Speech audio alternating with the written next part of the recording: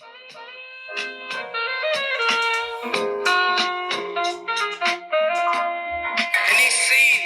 seen the skill of the prince and the strength and the ability and the accuracy and the speed. Oh gosh, you know I'm the best in the world. He's right in front of me and I can honestly tell him that I'm going to knock him spark out. Yes.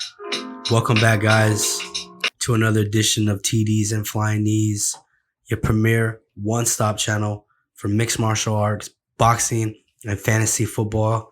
Guys, we actually cover combat, the holy trinity of every man, football, boxing, and MMA. And we're back after 1 week off. We didn't want to take it off, but we had to. Unfortunately, Lewis caught COVID and he was around DJ and a couple other people, so we had to just cancel the show, man. And like I said, I told the guys earlier I had to come clean, man. So let us know what happened. Yeah, man. So Lewis said he was throwing a party on the same day as Emery, so I kind of like took it overboard. Oh. So I kind of like infiltrated his plug, switched the weed out he was gonna get, and switched it with weed that was coughed, licked upon, and spit upon by COVID-19 Delta variant.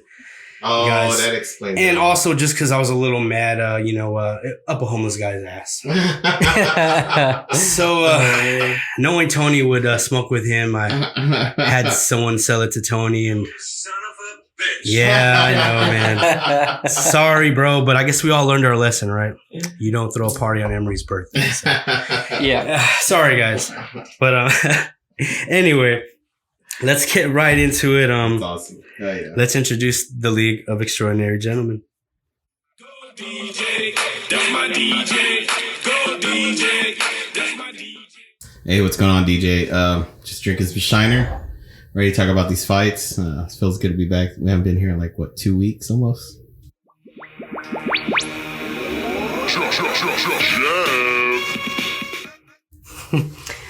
Well, yeah, welcome back, guys. Feels good to be back. Feels like longer than 2 weeks, even though it's only been 2 weeks. But yeah, let's get into it. A lot of good fights to talk about. All right, let's introduce the best producer in the world, Chris.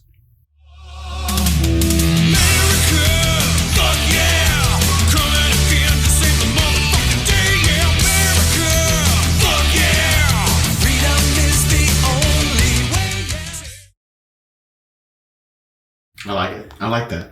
Mm-hmm. And last but not least, I don't say nothing different than what I said before.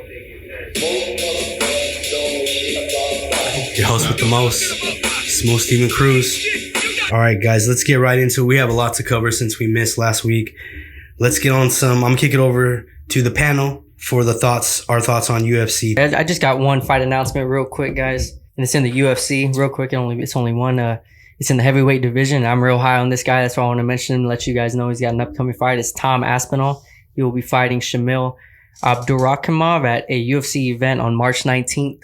So yeah, mark your calendars. You heard it here, guys. Tom Aspinall is going to fight for the UFC title one day. The guy is super talented. He's super quick. He's light on his feet, bounces in and out. He's got the power. He's got it all. He's got the cardio. He reminds me a lot of Cyril Gane.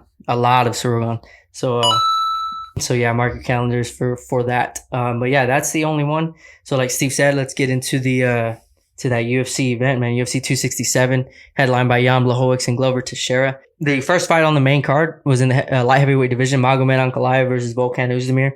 And that fight went to decision. Magomed Ankalaev, that's his 7th straight win in the UFC. So I'd expect him to get some. I think Oezdemir was already top 10, so he's going to get somewhere probably in the top 5, top 3 even, title eliminator most likely. Maybe he'll get Jan Blachowicz because he just lost, Next fight on the main card, man. Khamzat Chimaev came back and fought Li Jingliang, and he ragdolled him, dude. He played with him like I don't know. He just at one point he was carrying him, in the ring, having a conversation with Dana White.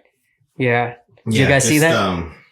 Yeah, he's a dominant. Yeah, you got to be your confidence level has to be through the roof to be able to do that shit. I mean, the way he did that, and the way way he went about it, it was like he was already looking past him. Yeah. He was looking 3 fights past this guy already. So. Exactly, dude. It was so disrespectful to Jing Liang, dude. Yeah, poor guy. I mean, Yeah, it's no matter how you look at it, it's embarrassing. Like he was just being held in the air while this fucking beast is talking to the boss. I guess it was a good thing that the card that just happened was so exciting. People already forgot. Kind of forget about it. Yeah, but that was funny though. I mean, you think about this guy, the way his confidence is, it's just out of this. Before the fight, dude, I have to admit, I wasn't completely sold on him.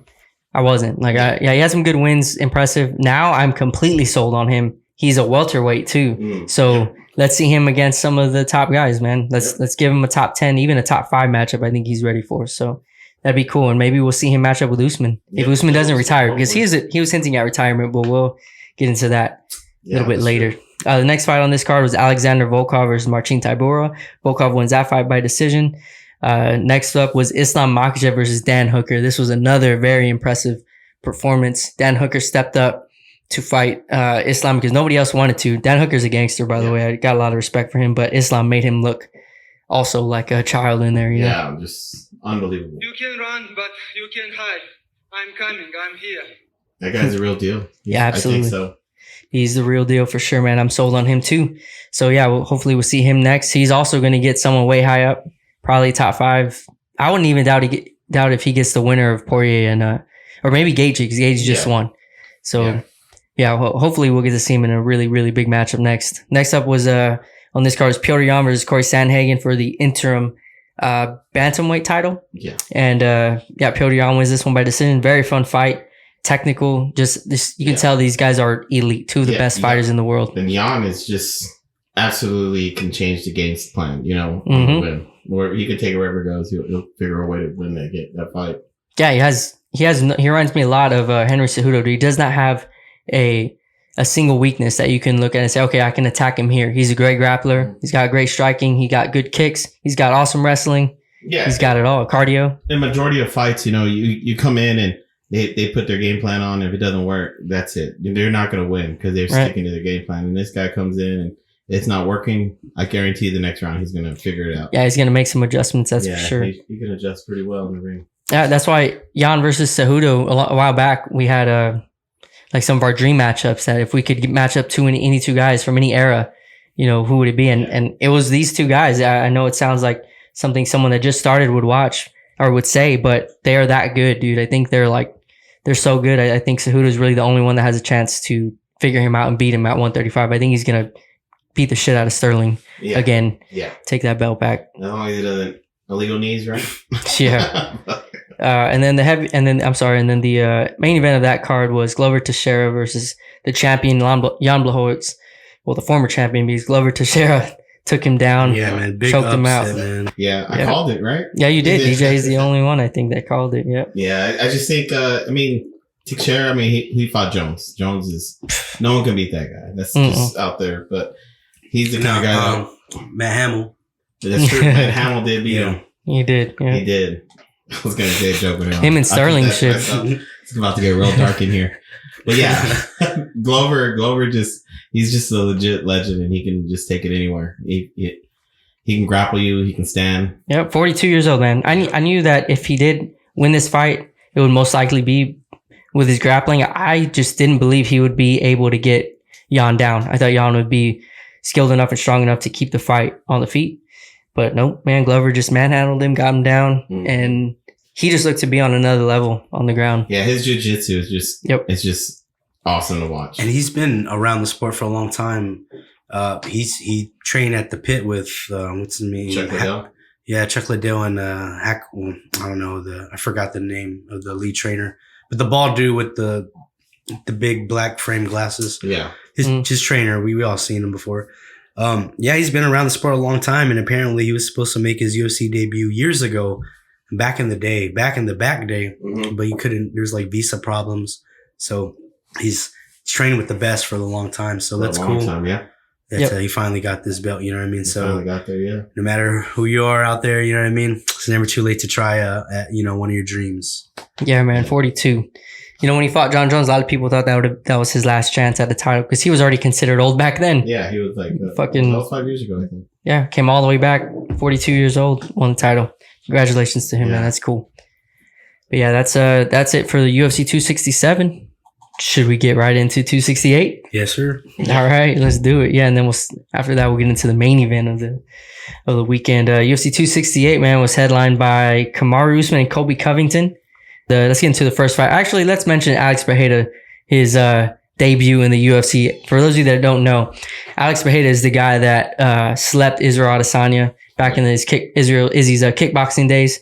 Slept him, and then they fought again. This guy beat him again. Yeah. And actually, I think the first time they fought, Pereira won by decision. Second time they fought, he knocked Izzy out cold. So, and then, he comes to the UFC, makes his debut. He's the featured prelim and wins by a flying knee. That was beautiful. Yeah, it was a beautiful fight. It wasn't like most flying knees, It was out of nowhere, dude. They come in for it, and that's how it lands. Mm-hmm. But this guy was like toe to toe with them, and he just went vertical. Yeah, he just with that knee. It was so quick. Rocket boosters. Big guy to move rocket boosters or something. For a big guy to move that way in such a small area, amazing. That was, and he was getting grappled. I mean, that guy was trying to. Yeah, he was trying. He didn't want nothing to do with that grapple. How cool would it be to see him and Izzy fight for the title? That would be I think it'd be awesome, right? It don't even have to be for the title. It'd just be cool to see them fight again. Yeah. Because Izzy would want that. Hey, right? do something. Unless he's afraid of that. One rules, bro. Make them kickboxing rules with the fucking 4-ounce gloves. Muay Thai. Hell yeah. No. Well, honestly, I don't think either of them is going to go for a takedown. If they fight, it might as well be under different rules because they ain't gonna grapple. I don't think Izzy will grapple him. Unless Izzy's afraid of him. I don't know, man. You got slept and then he got beat by decision. Yeah. I mean. Yeah, maybe. I see Izzy being too proud. I don't think he'll try to wrestle him. Even if he did. I mean, his stand-up I don't think he'd take him down. It's obviously his stand-up has holes. There's not high technical stand-up fighters in the middleweight division. So. Yep. That's why he looks so good right now. But yet he's having issues, finishing these fighters right now. So. Yeah, hopefully we'll get to see that. That'll be nice. It'd be awesome. Dana White would blow that shit up quick. Hell yeah, he would. All right, let's get it into the first fight on the pay-per-view card, guys. And this was like one of the fights I was most excited to see. Justin Gaethje versus Michael Chandler, man. I think all of us were like super excited to see this matchup on paper. It's just beautiful. You think it's going to be this, fight of the year candidate. And sometimes these fights don't live up to that. These fights that look good on paper don't live up to the hype, but this one absolutely lived up to it. Definitely. Yeah, that was just exactly what it was. It was just war. Those two guys went at it. First round, second round, third round. It was just awesome. I mean, that's exactly what we said was going to happen, right? Once they announced that fight, we said that was probably going to be the best fight. On the card. Yeah. Yeah, it's just, I was a little disappointed they didn't make it 5 rounds, Yeah. Should have been a 5-rounder. They've been doing that lately. Yeah. But I think had it not been a 5-rounder, it would have been such a high pace volume, but it still would have been action. Right. Yeah. I think so. Because that's a good point. Their game plans might have been slightly different. Just stretched a little longer. Yeah, they might have not but been. It would still been good. Absolutely, it would have. And just real quick before you get into the Bobby Green, I don't know if you guys noticed that. Awesome. I mean, he looked great, but he actually he uses the Philly shell stance in MMA. I don't know if I thought that was pretty cool to mention. He kept kept throwing that heavy overhand right, and he kept hitting him in the shoulder, right? Mm-hmm. Yeah, he uses it pretty successfully. I don't suggest any of you out there using it in MMA just because there's too much shit to block. But I mean, and not enough glove. Yeah, and it looked he did it pretty successfully, so that's cool. Yeah, it's a double-edged sword, Steve, because he's got knocked out too. He's got knocked out because of it, but yeah, he looked great in this performance. I'm glad you brought it up, man, because Ali Kenta, he's from New York, so he was like in front of his home crowd, and it's sad to see that happen to anybody in front of the home crowd, but Bobby Green looked great. Oh, and then what's his name? Dude, he did the spinning back kick. Yeah. What's his name? Oh man, Throw down.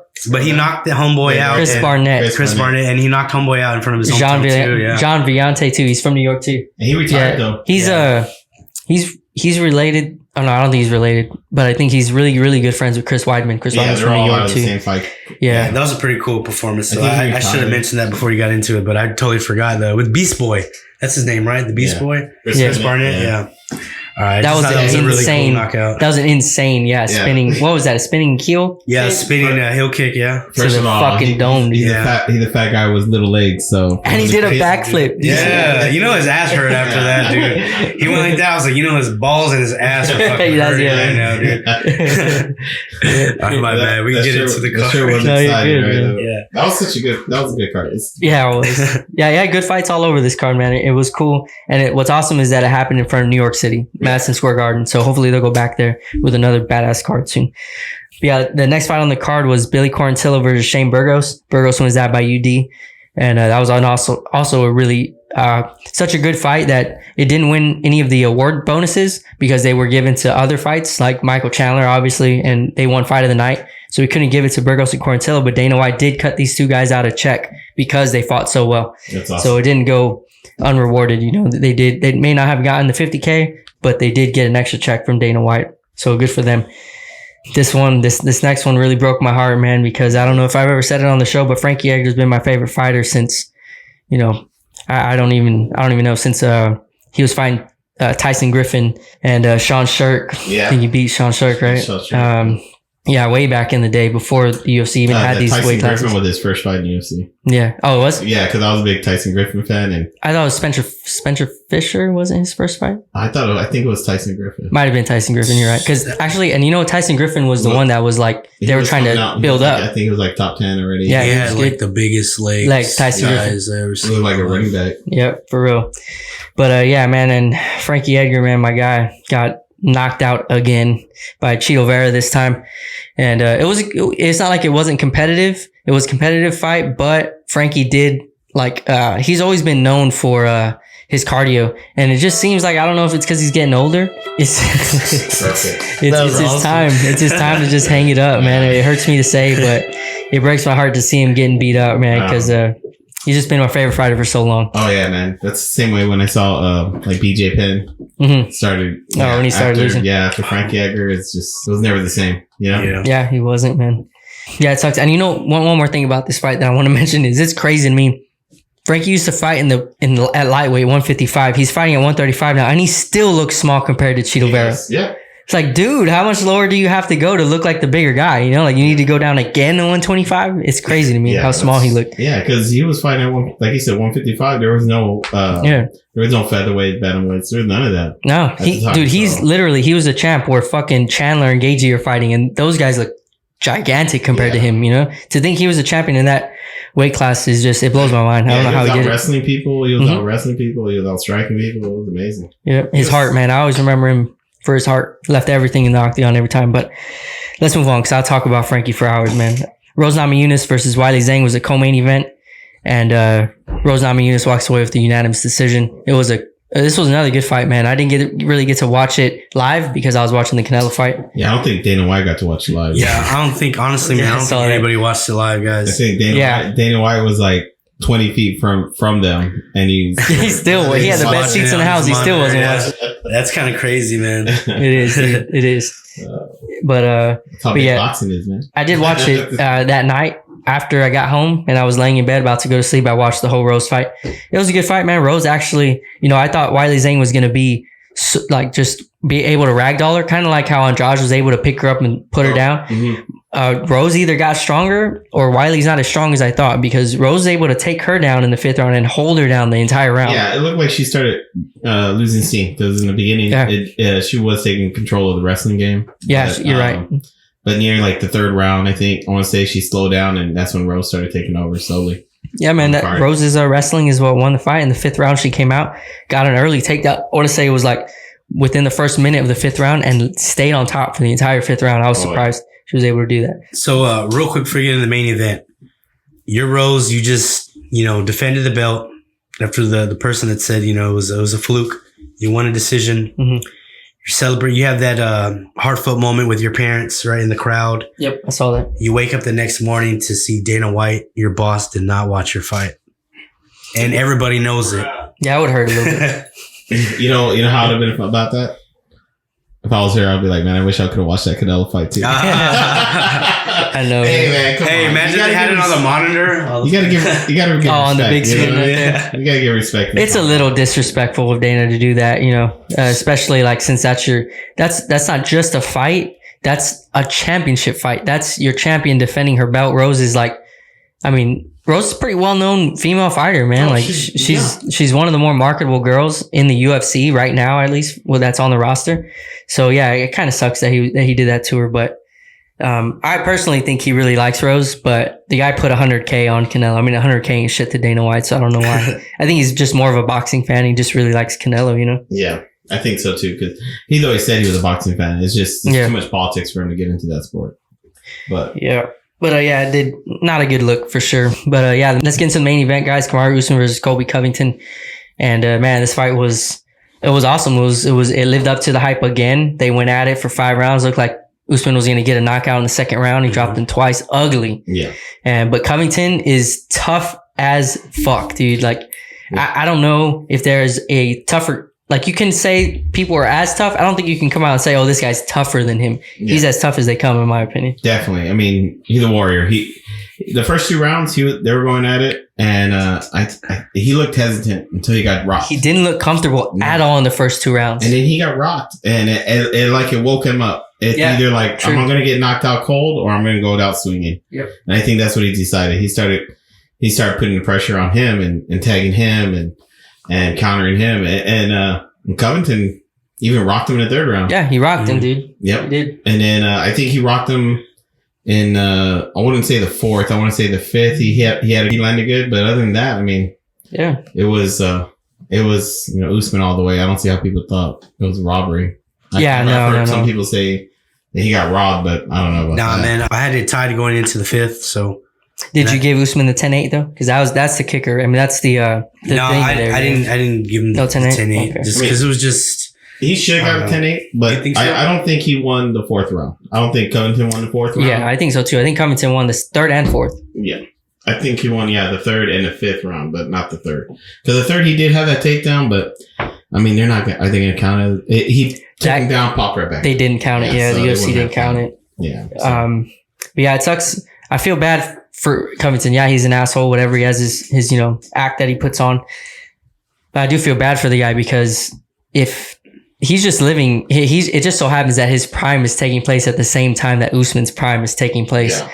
Because if he was, he's just 3 years later, like if he's not fighting at the same time Usman's fighting, he's the champ. I think he's clearly easily the 2nd best welterweight in the world right now. I think he would be champ if it wasn't for Usman. I think Usman should campaign. I mean, Kobe should go up and wipe the floor with Izzy, man. Oh, he's too little. I think so. He's one of the guys that says he doesn't cut any weight to make 170. Welterweight, and he's real flabby. Yeah. You know what I mean? Yeah, he's small. He says that if he wanted to, he could fight at lightweight, but he doesn't believe in cutting weight. Yeah. He likes to keep his body hydrated. I think they need to get a weight class in between. That's a good point. Welterweight and lightweight. That's such a big gap right there. And if they put him in between, I mean, the matchups would be so much better. They should make in between weights on their divisions that they have stars in, so that the stars can move up properly and slow. Yeah, because like if he drops down, Poirier can meet him there. That'd be Poirier and Covington. That'd be a great fight. Yeah, I would love to see that fight. Those 2 guys got heart, and then put it out for the fans. So yeah, I think it'd be a hug. I think Covington would turn it into like a hug. He would just be on him the whole time, hugging him and holding him up against the cage. I think he can beat Dustin. Honestly, I think he'll beat him just by doing that. Game plan wise. Yeah, because he has the skills and the cardio to be able to wear on him, just lay on him kind of. He won't box. I think if he did decide to box the way he boxed with Usman, I think Covington will knock him out. Yeah. But I don't think he'll do that against Covington. Usman's still good though. Yeah, he's good. But his I guess watching boxing and UFC at the same time, I was like comparing these guys' hands, their striking, their boxing to like the boxing that we were watching. Oh, dude, these 2 guys are nowhere near being having professional boxing. You know what I mean? Like they're coming, I guess because they're natural wrestlers, so these guys aren't known for having good boxing, but man, yeah, they're, Usman striking, I know it got a lot better, but it's still a lot of holes in his game. Oh, definitely. But like I said, right now, the stand-up game, it's kind of weak. And then if he does find a good stand-up person, all he has to do is take him down. Yeah, true. That's so good. Pays to be a wrestler, man. Yep. But so that's the whole card. Both the UFC events from the past 2 weeks, guys. Those are awesome cards. I don't think we're gonna have a 2 week stretch like that for a long time. So I hope you guys enjoyed it. Right. Steve, you want to take us into the main event of the weekend? Yeah, we can get into Canelo Alvarez versus Caleb Plant for the undisputed all 4 belts. First time ever in the super middleweight history, and it's Canelo Alvarez comes on top, guys. What are your thoughts on the fight? Oh, it was good. Plant came in, fight. Yeah, Plant came in with a great plan for 4 rounds, and then I don't know. I guess those body punches slowed him down or something. He got out of that jab, but it was good. Yeah, I enjoyed it, man. Caleb Plant is it was a little bit harder for. Well, I knew that he would have early success. I came in understanding that he was going to have early success. Meaning the rounds 1 through 5, it was going to be Canelo feeling him out. And when this fight was announced, made official, I was super excited for it. And it wasn't up until about 2 weeks before the fight happened that I really, really started watching Caleb Plant's fights. I went back, I watched Caleb Plant, his most recent fight. I watched him fight Caleb Truax. And then I went even further back. I watched him fight Jose Uzcategui. Yeah, Uzcategui. And those are both really good fights, man. He was supposed to get smashed by Uzcategui. Yeah. And he looked great, man. He looked really good. And I knew that he would have some success because I see why they call him Sweet Hands, because he's fast. He does have really fast hands. He has good defense, good footwork. So I knew that he would give Canelo problems because along with that, he's tall and he's long, dude. Yeah, so he did fight long too. Yeah, he did. He did a good job. He landed some good shots, some really good pull counter rights, and his jab was there all night. And Canelo's known to get hit by the jab. Triple G jabbed him up, and so I knew this guy was going to be able to land that jab. I also knew that Plant wouldn't have the power to last. I knew that he wouldn't have the power to gain his respect and to get Canelo off of him. After Caleb Truax's fight with him, that's what Caleb Truax said. He did an interview right after the fight. He said, what stood out to you? The guy giving the interview asked him, so what stood out to you about Caleb Plant? And he said, well, he has probably the best jab of anyone I've ever fought. His jab is great. It's quick. Yeah, it looked like it frustrated him in that first round. Yeah, it did. He was.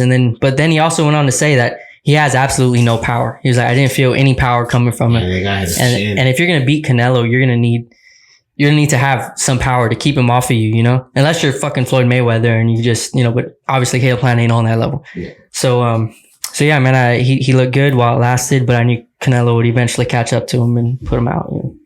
But it was a good fight. Yeah. I hope he surprised everybody. I mean, you could tell the life of the arena got sucked out after the first 3-4 rounds. Yeah. It was just quiet. I don't know. Before the stoppage, I had the fight as a draw. Before the stoppage, I had it tied. The thing is, when they first off, Steve Farhood is trash. The unofficial scorecards were trash. That was ridiculous. The commentating was trash. And then the official cards, what the fuck fight were the judges watching?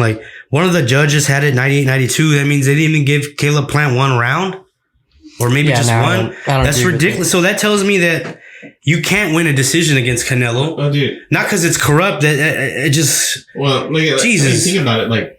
When he punched him, even though it was being blocked, or he hit his shoulder, or hit his glove, it was a slap. It sounded like it landed. Mm. And even the commentator goes, even though that's blocked, that's a punch. You know what I mean? Yeah. And when you hear that, I mean, you're right on the ring. You can hear those punches.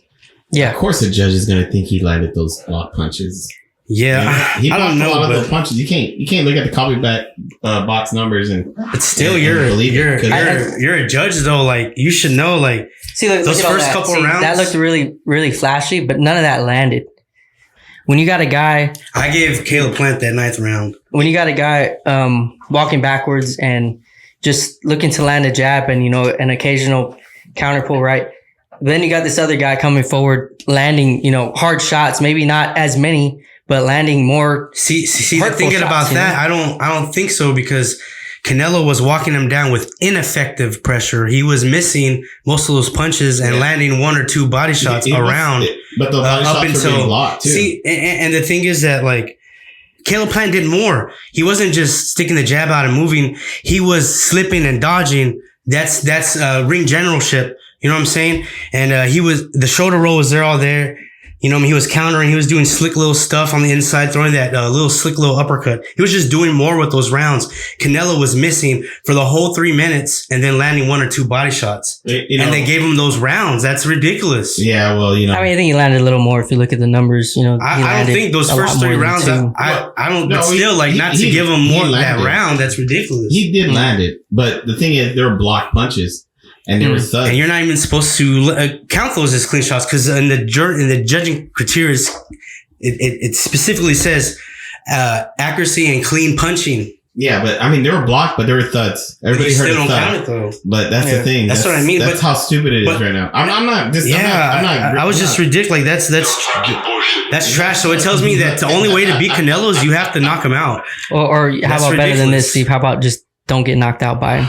Yeah. Well, it doesn't matter how it was scored. He got knocked out. If it was anybody else, the thing is, you gotta think about it. It's Canelo. The only guy that gave him. You can't complain about the cards if you don't make it to them. If you don't make it to the scorecards, you don't get to complain about him. You know, he didn't even make it there. So. I mean, if you think about it, there's only 2 ways to beat Canelo, right? Mm-hmm. It's beat Mayweather, right? Or Triple G did beat him in the first fight. Yeah, he did. And he landed with power. He landed just as hard as Canelo did. And he was throwing the jab and he was boxing better than Canelo. And the thing is, the judges gave it to Canelo. Yeah, Canelo's the name. Triple G was nobody until that fight, you know? No one knew who Triple G was. I mean, unless you watch boxing. And the stoppage, I know Caleb Plant didn't protest it, but dude, you got to give him the 10 count on undisputed. When he wasn't even hurt for 11 rounds.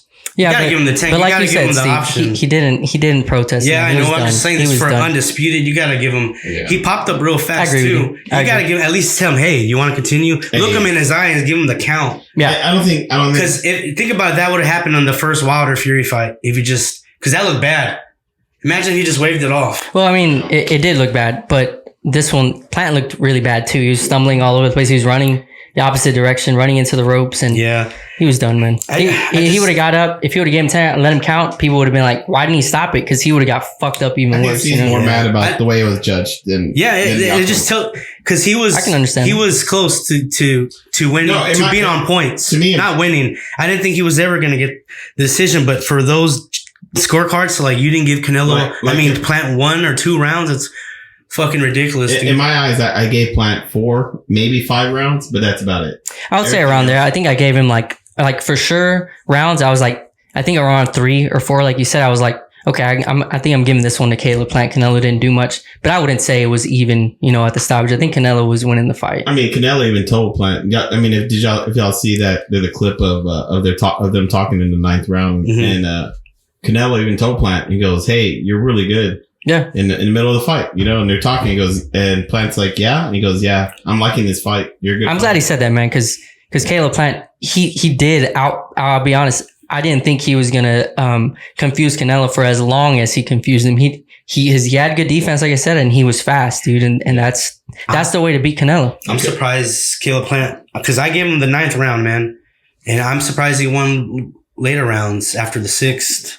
Yeah, I was just mad at that. Plus, the difference in the corner, Caleb Plant's corner was just like so calm and confident, like, hey, you're doing good.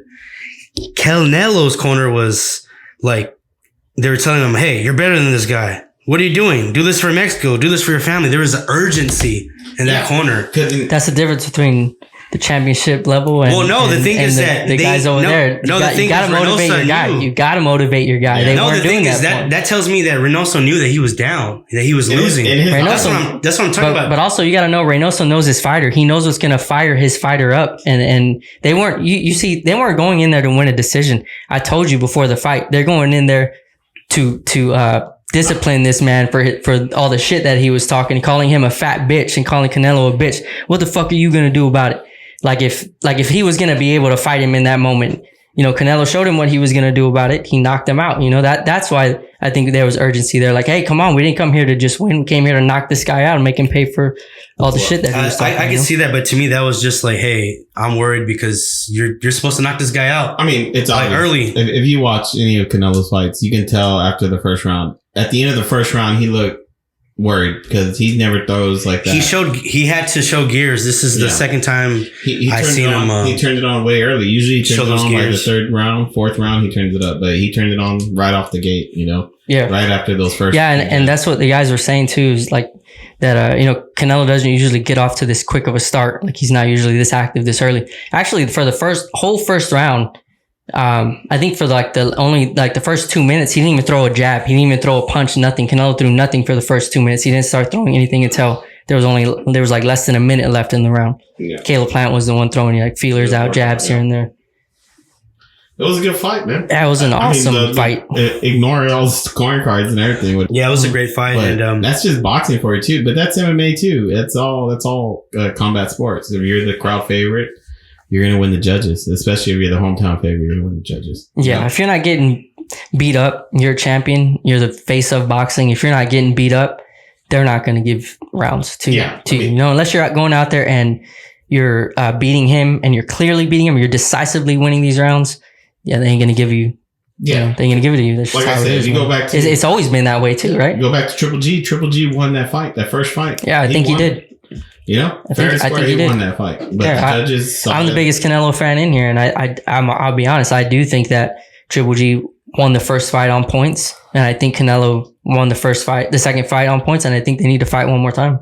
Yeah. But if we're done about this, you want to? I'm interested in who he's going to fight next. Who should Canelo fight next? The hot topics right now, guys. What's next for Canelo? Gennady Golovkin, Triple G, Jamel Charlo, David Benavidez, Andre Durrell, the winner of Arthur Beterbiev versus Marcus Brown. Durrell's out. Or Dimitri Bivol. Durrell is out. Get the fuck out of here. I like Marcus Brown's chance. Well, he has to beat Bivol. Yeah, but if he beats Bivol, I like his chance. You think he'll beat Bivol though? No, I don't know. I don't know. That's gonna be a tough fight. I don't think they should give this guy to Canelo. So rumor is that he's gonna go fight John Ryder. Yeah. This guy? No.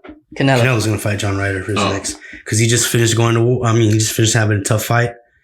He's gonna have I think John Ryder is one of the mandatories, because it's gonna be impossible for Canelo to keep all 4 belts. Yeah. So he's either gonna try to maintain them and fight John Ryder as one of his mandatories. So you don't think they won't talk about giving him Benavidez, right? I don't know, not for his next fight probably. I wouldn't want that for my next fight. I would want to.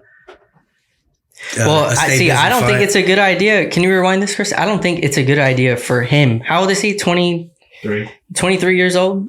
Like, to me, this is another. I think it's 23, yeah. Another Mexican star that they can build up. Why would you match him up with Canelo this early? Why would you potentially take that away from him? Yeah, he could beat Canelo, but look at how he's winning. Look at how he's winning this fight. Yeah. You think he's going to be able to walk Canelo down and do this without getting tagged? I don't think so. Man, look at this guy. Canelo is the smallest middleweight. Yeah, but Canelo's proven that his power has followed him up. He does he had heavyweight this power. guy ain't going to be able. Benavidez ain't going to do this to Canelo. And Canelo wants you to walk. Canelo wants you to come to him. Normally, he has to come to you. If you're coming to him, that's even better. Yeah. Canelo, he's a counterpuncher, but Canelo is a counterpuncher that moves forward and makes you miss and makes you pay. That's that's the kind of style that I like. And this guy, Benavidez, he comes forward. Yeah. Canelo's going to welcome that. And this guy's already been dropped. He's been dropped by, I forgot his name, but it's a lesser fighter. Yeah. Yeah. If that guy's dropping you, it says that your chin is suspect. I'm not saying you got no chin. It was a long time. I think it was 3 years ago, but I just don't think it's a smart move, smart business wise. Could he beat Canelo? It's possible, dude. He's a big guy. It's hard. Unless Canelo takes it out of Mayweather's butt, go after him when he's young. Go after next up and comer. I don't want it. I like this guy. Under his belt. And when Canelo retires, this can be the next star, dude. Why take his O? That's all I'm saying. That's what Mayweather did. Mayweather fought Canelo for that one reason, because he knew that everybody, if you were big in boxing, you saw Canelo older fight, you can see that guy was going to be the star. Yeah, absolutely. Canelo was going to be a star, man. So Mayweather fought him. People were like, why is he fighting this kid? Mm-hmm. When he called out Canelo Alvarez. And that's the reason why. Because Mayweather can say, I have Canelo's win, Yeah, absolutely. So he can always say, I beat him, But I like Benavidez a lot, dude. I'm a big fan. I hope him and Canelo don't fight, just because I'm big fans of both of them, and I want to be able to once Canelo starts to hang it up, this guy will kind of maybe there would be a passing of the torch, from one Mexican fighter to another. Yeah. That'd be awesome. If they match them up, it just sucks, because one of them is going to lose it. It would be better for boxing if it was Canelo because he's on his way out. This guy's barely 23 years old. You can build him up into a megastar, dude. Sure, I think Canelo still got 10 more years, bro. You think so? The way his chin looks. Yeah, I think the biggest test would probably be either the winner of Beterbiev and Marcus Brown or Jamal Charlo. Again? I think Jamal Charlo, man. Just because he could be slick and he does have the power. I don't know about moving up, man. Moving up he's already moved up. Yeah. Moving up again, he's just too small for that, I man. would like to see Triple G. I would love to see Triple G. I think Triple G's too old, man. He hasn't been looking good. I'm the biggest Triple G fan. He hasn't looked good in his last couple fights. Yeah, it's kind of like, it sucks, but for one, they waited too long to do it the first time. Yeah, they did. They should have just did the third one right after, man. It would have been another big fight. No, but even the first one, I feel like they waited too long It was just hard to do the first one. They were trying to build Triple G to get to Canelo. Well, Yeah. No one wanted to fight Triple G. yeah. Well, apparently it was a duck, but whatever. I mean, I would be ducking Triple G too. All right, guys, and before we get into the fight reviews, I have a new portion I want to call, and I'm gonna just start it off. And I think we're gonna do this every time we get an announcement of a crossover fight. So I like to play this little riff because it's from a band called DRI, from an album called Crossover. They're doing punk and thrash.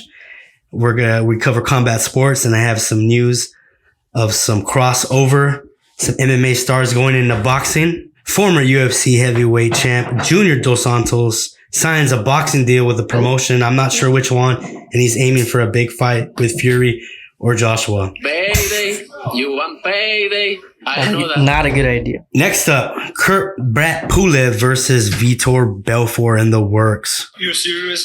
So Pulev is an actual, I don't know. Well, he was a legit contender.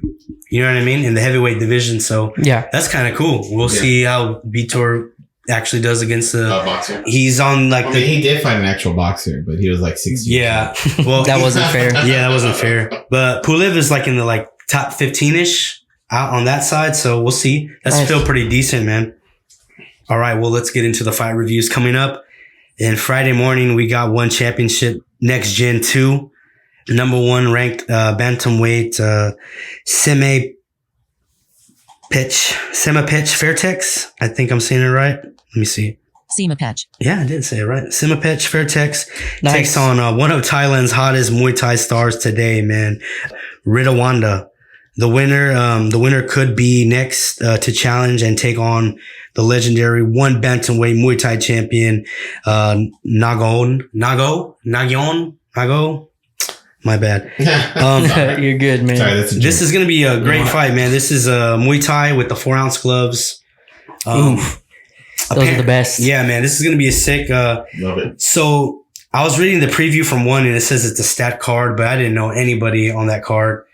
One hasn't disappointed Oh. Nope. yet. And, Yeah, they don't, man. I was looking clips of the main event, and what I could tell you from what you're going to get from Fairtex is a strong puncher, and he's great at evading kicks. I saw a whole YouTube video of him just kind of slipping kicks, and he looks like a Muay Thai Mayweather or something. It looks really slick. Yeah, man, it's crazy.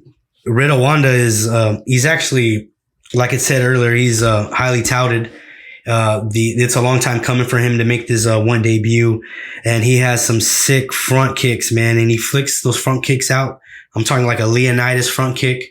That, you know what I mean? Yeah. But he flicks it out like a jab. It's so quick. It's ridiculous, man. It's insane. You have to see it, man. This is going to be a great fight, and this has war written all over it, man.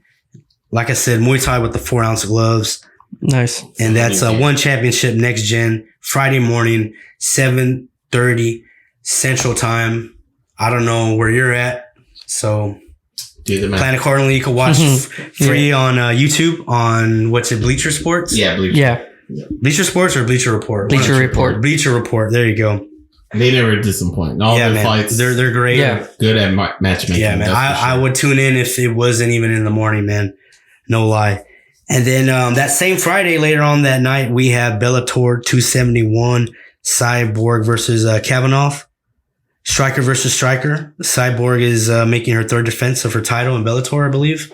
Yep. And, Cyborg doesn't need no introduction. We know she's one of the most feared women in all of MMA history, one of the most vicious strikers. And not that bad. And DJ is in love with her. Apparently. Yeah. And Kavanaugh, I read somewhere that she is an Irish national boxing champion. She trains with Connor. I don't know if she trains with Connor, man. I have no Connor idea. lit her up if they do train together. I don't know. Probably. He looks like he's all about equal rights and equal lefts. Yeah, he does. But I didn't make a pick for this fight. Actually, Aaron Pico was also on the card. Another guy who, unfortunately, they were building up, but it didn't kind of fell kind of short. But he's still a good talent, and I hope to see him bounce back. Yeah, I didn't make a pick for the main event, but I'm just letting you guys know. Friday night, Bellator 271. Did you guys make a pick? Do you guys want to say anything else? But Cyborg's gonna knock her out. Yeah, probably. Yeah, I mean, Cyborg. that's why I didn't make a pick. Yeah. All right, guys. Next up in the MMA, UFC Fight Night, Holloway versus Rodriguez. I'm gonna kick it off to Jeff. Yeah, it's a UFC Fight Night, guys, so don't get too excited. Last couple of weeks, we've been spoiled with these back-to-back pay-per-view cards stacked. Real quick, is this... I thought I read that it's UK time. Is it like 3 o'clock our time? Or is it normal at night? I think it's no, it is early. It's like at 4. Right, it is, I right? think it's like at UK 4 fight o'clock our right? time. Wow. Okay. Yeah, it's a little early. I think it's in Vegas. Yeah. But it is early, Steve. I think it That's starts weird. like at 4 our time. I wonder what's going on that night. Yeah, see, it's at the Apex. Oh, It's at the yeah. Apex. I texted Dana White. We're having our Friendsgiving. I said, we need fights. Oh, that's right. Lined up all day. Can you move the Max Holloway fight earlier? Yeah. So we could watch that while we eat dinner and then watch boxing later. He said, Sure. yeah, sure. Sure. I kind of want to watch the boxing later too. You guys quit watching those boxing fights, though, man. We'll tell him when he comes to the Friendsgiving, man. But yeah, get into it, Jeff. My bad. Like I said, guys, this is a free card. Pretty much just the main event is what I'm looking forward to. If you guys are looking forward to any of these other fights on the main card, here they are. It's Felicia Spencer versus Leah Letson, Cynthia Calvillo versus Andrea Lee, Ben Rothwell versus Marcos Rogerio de Lima, Philip Lins versus Owen St. Preux, and the main event, Max Holloway versus Yair Rodriguez. I'm super excited for Holloway versus Rodriguez. I don't think Rodriguez even deserves to be fighting Max Holloway, but this is the second time that they've booked this fight. So I'm just glad that it's happening. Yeah. Max finally getting back in the octagon. Yeah, man. Holloway is probably the best boxer in MMA. Maybe if you could argue with Poirier, maybe because he did beat him. I know that, but I think Max looked better. I think it was just what made That's just the power thing. The power thing, yeah. Yeah, but with Max Holloway, man, like I said, he's the best boxer in MMA in my opinion. Could be, yeah. Lots of feints, Yep. accurate with his punches, and I think his ability to cut off the cage is pretty underrated. I never hear anybody talk about that. And he has good takedown defense, and he's got jiu-jitsu and wrestling, man. He really doesn't have too many flaws, man. Yep. I mean, and the only flaw he had is when he moved up. It's the power thing. Yep. So Good point. yeah, man. And Rodriguez, to me, he's an explosive, dynamic, creative striker. I mean, look at the KO of Korean Zombie. Like, who would have, like, if we were in 2005 and I was talking to Joe Rogan, Dana White, I would say, hey, one day there's going to be what do you even call that? What do you even call that? I don't even know what that is. An upside down, Upside down, backwards fucking weird, elbow. inverted elbow. Like, Yeah, that was they'd insane. say, no way. And yeah, so he's just creative, man. And he was losing that fight, by the way. that was a Hail Mary. Yep. Yeah. That was a Hail Mary. He's throwing everything. Yeah, and other than that, dude, he's creative kicker, great kicks, and he has really good, slick oblique kicks that just go out really fast, man. His kicks are powerful too, man. Yeah, guys. Surprise, motherfucker. Hey, you guys want to add anything else about this? I'm looking forward to it. Holloway is one of my favorite fighters on the UFC roster just because he brings it every time. And I see him exposing Yair's boxing. I don't think Yair has good hands at all. I think they are actually below average, and that's at MMA standard. So I see just Max being in his face all night, right in his face, not giving him space to kick. And I see Max just putting a pretty ugly beating on him. Yeah, I think, I don't think, I mean, it's a 5-round fight, right? So I don't think he has the gas tank to. Yeah, to he match doesn't have no Max. fight. No, right? yeah. Well, he's Mexican. But he had heart. We'll see what happens. I mean, He's a tough guy. Like, I'll give him that. He's tough. So it might be a little hard for Max to get him out of the way, he's gonna. but I think he will. I think Max Holloway's. I think his hands are gonna be hurting more than his face. But Yeah. it's gonna be a good. If for some reason Max, like, I'm just assuming he's going to come out and not give him that, not fight at kicking distance. If for some reason Max Holloway comes out and does decide to stand at kicking distance and not get right in his face, he could get knocked out, dude. That's how good he is at kicking. Yep. And I mean, that's a risk, though. Why would you take someone someone way below you. Yeah, I don't know. Well, I mean, he's ranked number 3, and I think who's number 2? Sterling, or was it? No, Sterling's bantamweight. I don't know, dude. Honestly, I don't know. But you are right, Steve. Yeah, Rodriguez is way up there, top 5. I think everybody was tied up. I think we discussed it last time, and somebody was tied up with somebody. Yeah, everyone else was matched up already, I think. But it was like Volk, Max, Ortega, and Yair. Because Ortega and Volk were fighting. That's why. Yeah. They just fought like a month ago, right, or 2. Mm-hmm. What are you guys' picks? Holloway by knockout. Holloway by TKO. Sorry. Holloway in the 4th round. Yeah, man. I same thing, man. Holloway, he's gonna break him down and then finish him off later rounds. Probably 4. You're right, DJ. All right. Anything else about this card? No, that's it, man. All right, guys. It's been a while, but I'm glad to play the sound clip again.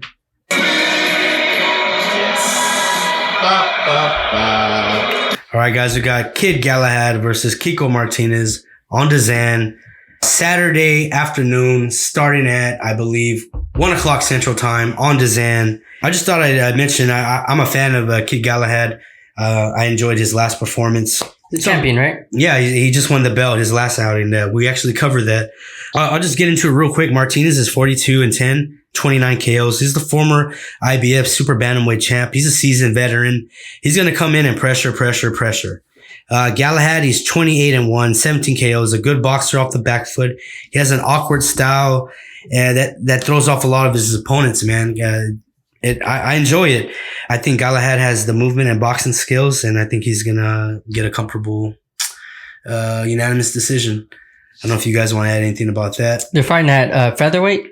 Let me see. Or is it for because Galahad holds the IBF title, right? Yeah. Featherweight, which is 126.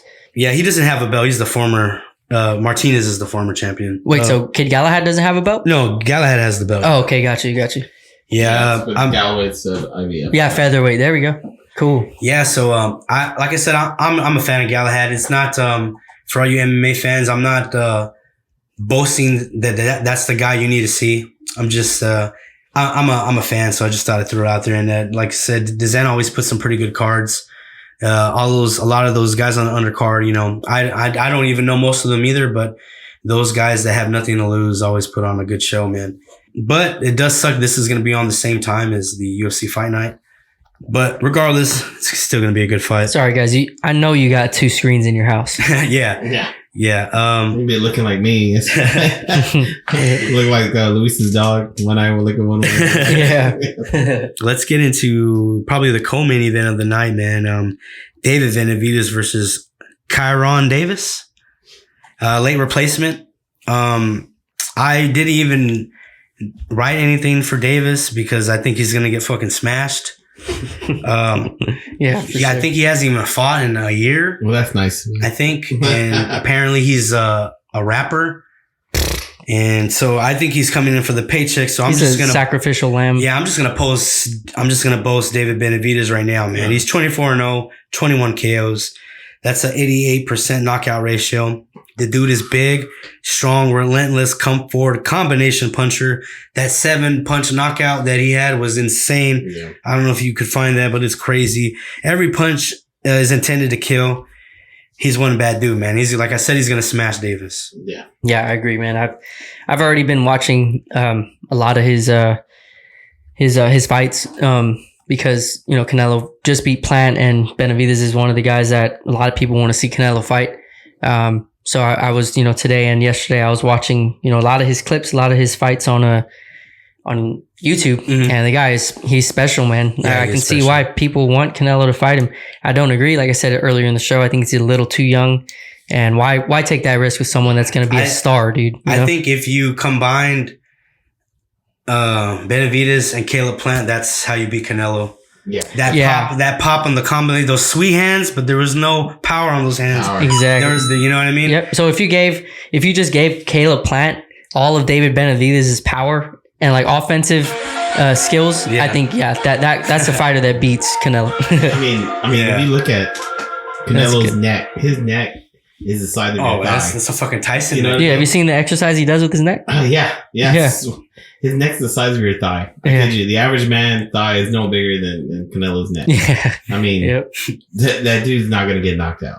It's hard. I mean, It's going to take a right on the sweet spot, man. Benavidez has the power to do it. And but he needs to run into it, too, at the same time. So, yeah. I think Benavidez just needs to work a little more on his defense before he fights someone like Canelo, you know? Yeah, but man, imagine if Sweet Hands had that pop, man. Yeah. That's true. He'd be a scary fighter if he had that pop. If he had power, that would have been Yeah, I think his whole fighting style would change, no? Because now you don't have to be so defensive, dude. If you got that power like David Benavidez, you can go out just there take him out in finish like people. 6 rounds. Yeah. Go home with your family early. Yeah. All right, guys, let's get into the main event of the night. Oh, actually, real quick.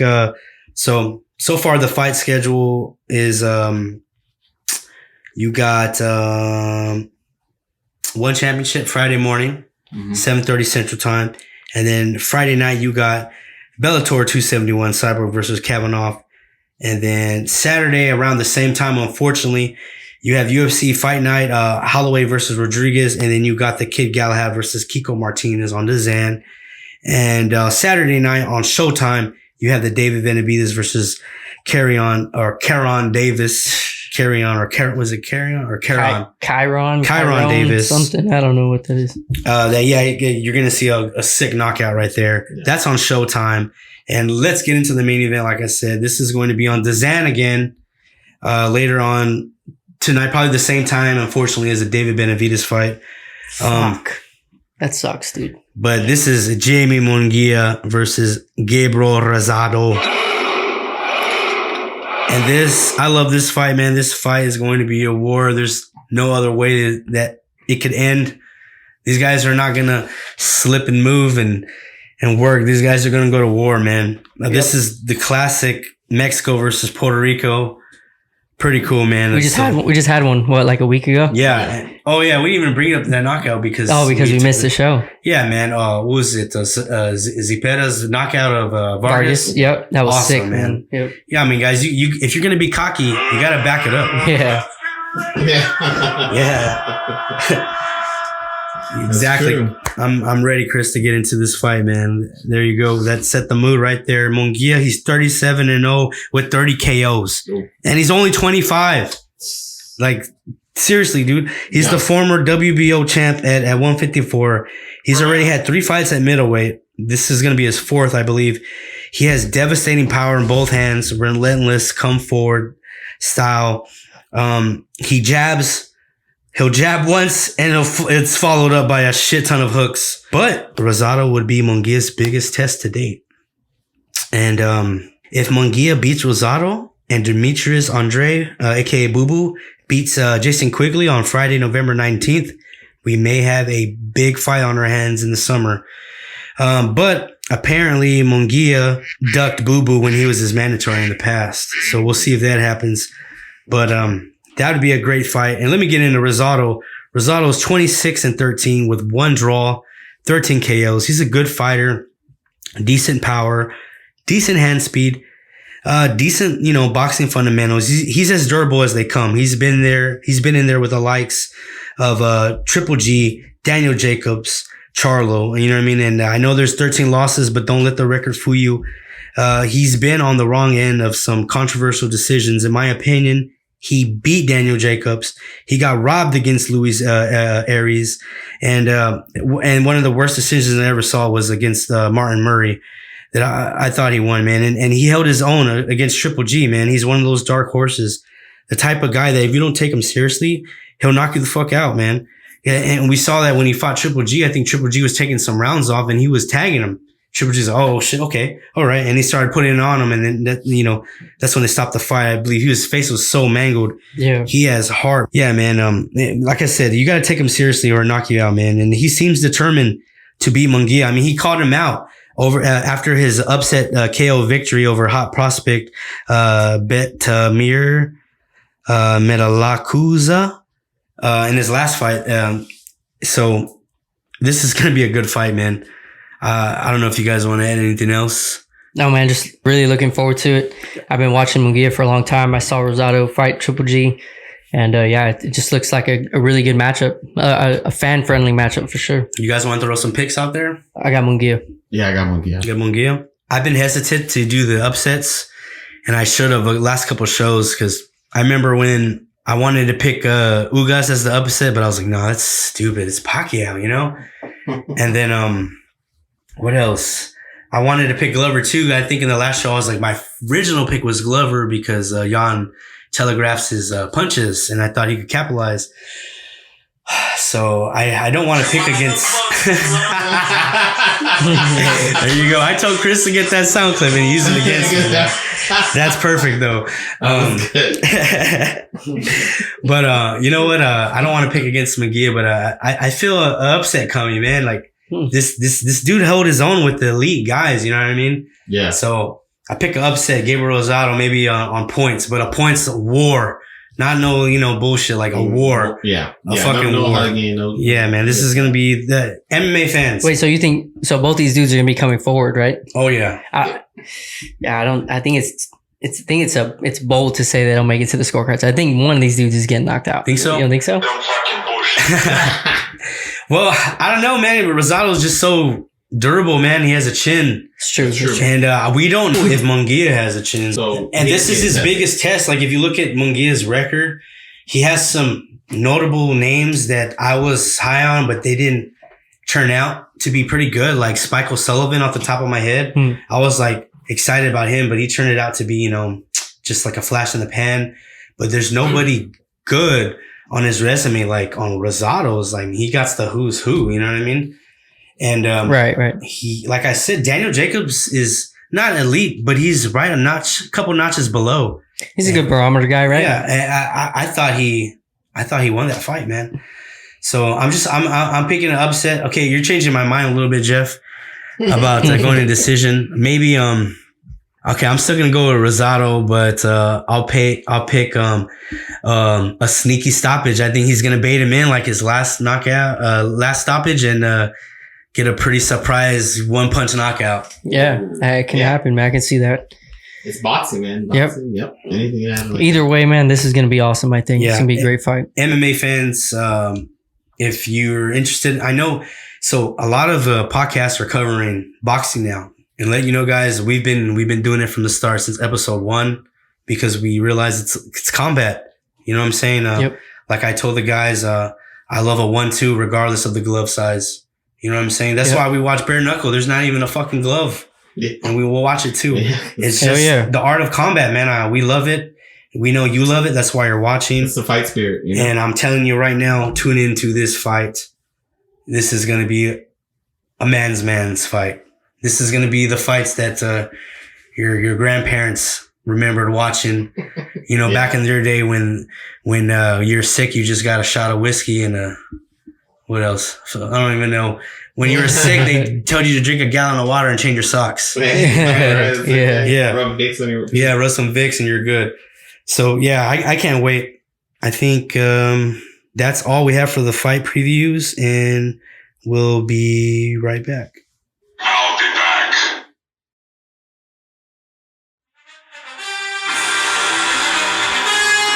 All right, guys, you know what it is? It's time for the NFL portion of TDs and Flying Knees. And unfortunately, your host with the most, Luis, isn't here. He's sick with COVID due to me. I'm sorry. I thought it was because he was hanging out with Aaron Rodgers.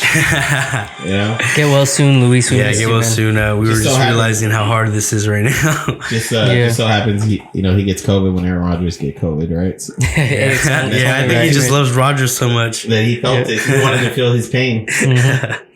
He's cherishing every last moment with him before he leaves next year. Yeah. So forgive us, guys, if the NFL portion is not up to par like Luis has it. He truly is missed on these NFL portions. So we'll get right into it. The Thursday matchup, the 6-2 Ravens versus the 2-7 Dolphins.